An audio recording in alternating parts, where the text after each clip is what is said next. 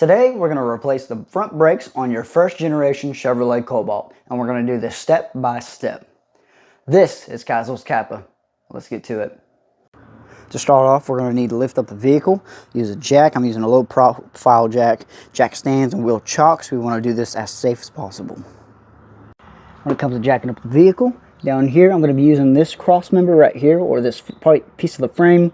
It curves a little bit, so I'm going to be using more of the back end. I don't want to use the control arm since we're working in this area, and I don't want to use the pinch welds since they'll bend. So I'll use that for a jack stand, and I will be jacking up right here. Just to show you where my jack is placed, it's right here, right before the bend. Get it up just far enough so that your tire spins freely, and make sure your jack stand is in place. I have it on the pinch weld. I don't like the pinch welds, but it's a certified jack point, so that should help out. Now that the vehicle is lifted, we'll remove the tire. I got Gorilla tires, so it's a 13/16 for the adapter. If you have regular lugs, it's probably 19mm. That's GM's typical lug nut pattern.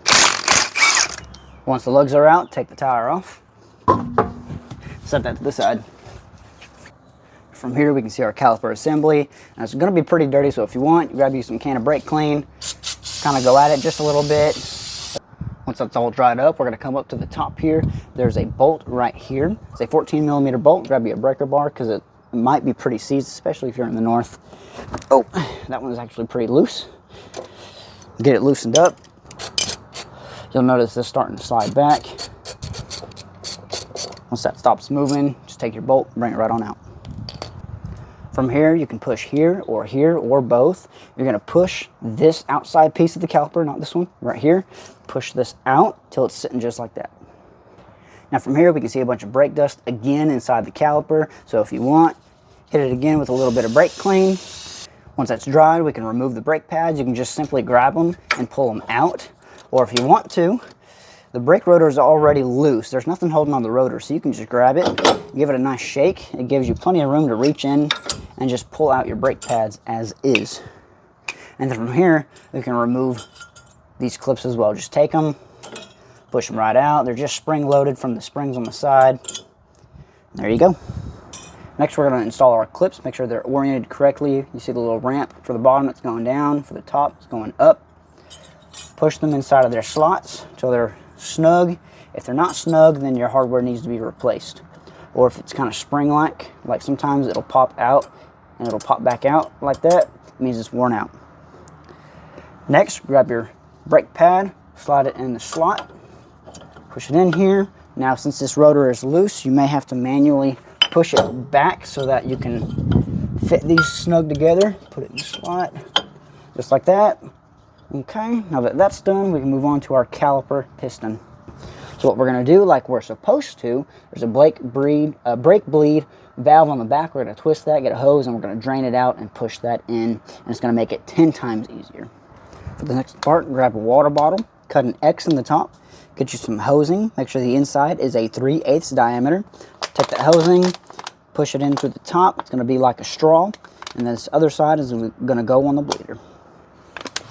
Something I highly recommend before we open the bleed valve, make sure you open your brake reservoir, fill it completely to the top. What this is going to do is that whenever your valve is open and the brake fluid is leaving while you push your piston in, it's going to take fluid from that, it's going to drain it, but it's not going to leave you empty. If you weren't to fill it, it could drain it. You'd have air pockets in your system, and that's not what you want to do when you want to bed your brakes. So make sure to fill it up to the top for each brake.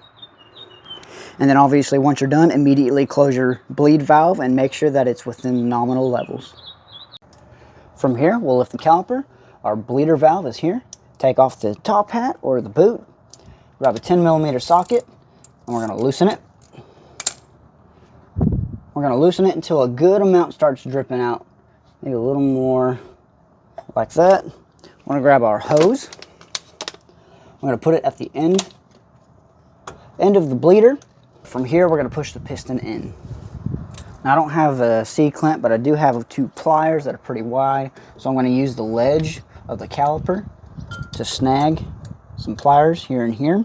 And I'm just going to push in.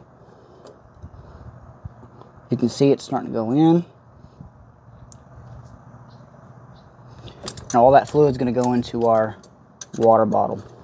Now when pushing in the piston, you might come across a problem with the piston boot where it kind of just juts out. Normally it folds in on itself. So what you'll have to do is you'll have to encourage it to go into its crease so that it's out of the way. If not, when you put it on, it'll catch that boot and it could tear, and that's not what we want. So we got the folds back in there. I used a small pick so that I could get farther in. A small flathead could also help out with this. Now we can put the caliper back on. So we're going to push the rotor. We're going to push the brake pads together, and then we'll line this up because this can move freely due to this bolt down here. Line it up, push it on. Your hose might fall off, which is fine. It's up. It's not going to leak anymore.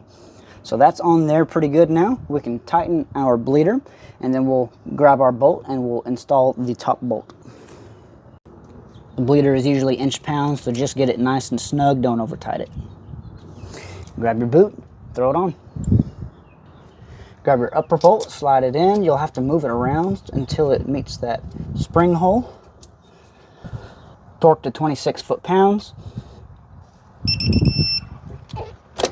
Now we'll go on the driver's side. We'll pump the brakes a couple times just so we can make sure the piston engages. As we can see, there's still a little bit of a gap in there, and the rotor's still loose. This will help tighten everything up. So let's go step on that brake pedal a couple times. This will also help us check for leaks.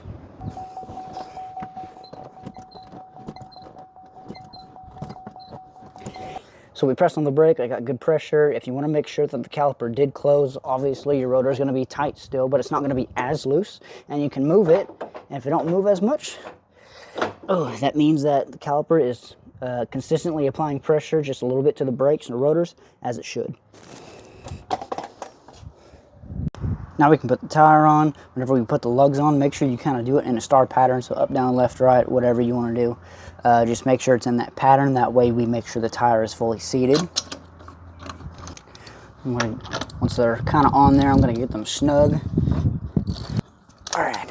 Now we can lower the vehicle and we can torque these to spec. Once you're on the ground, torque to 100 foot-pounds in the star pattern.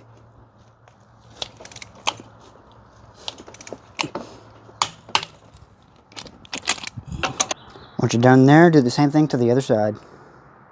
Now that we've replaced both of the brakes, we need to do something called bedding your brakes. This is a braking procedure for your brakes to make sure that they're evenly worn, go through heat and cold cycles, so that a microscopic amount of the material of the brake pads is on the rotors. It just helps with your vehicle in the long run. So the first thing we're going to do is, first off, we're going to get in our vehicle, we're going to drive it up to 35 miles an hour, and then we're going to slow down medium pressure, so about normal pressure, to 5 miles an hour, and then you're going to want to do that about 4 times. Next, after that, you're going to want to go to a higher speed, about 45-50 miles per hour, and you're going to want to do the same thing. You're going to want to slow down to 5 miles per hour, but you're going to want to apply a little bit more pressure, enough pressure to where you kind of move forward in your seat a little bit, not slamming on your brakes. If you have ABS, it'll lock up your brakes. You don't need that. And if you have a non-ABS or a standard, then you're not going to have ABS and your tires are going to lock up. You don't want that. Once you're done with that, get on the highway. You're going to drive for about 5-10 minutes. This will allow your brakes and your rotors to cool down a good amount. This is what you need in order to harden your brake pads or your rotors, whatever. It just helps with the bedding process. And once that's done, come to your house or wherever, park your vehicle. Don't drive it for like another hour. That way this will ensure the process is complete, and then you're good to drive whenever. But however, for the first 300 miles, your braking may be impaired a little bit as the brakes are still slowly going through their wear process. So just keep that in mind. Other than that, you have completed this procedure. Good job. Thank y'all so much for checking out the video. I hope that it helped y'all out. Be sure to check out the channel for more procedures on this specific vehicle. And I will see y'all in the next one. Until then.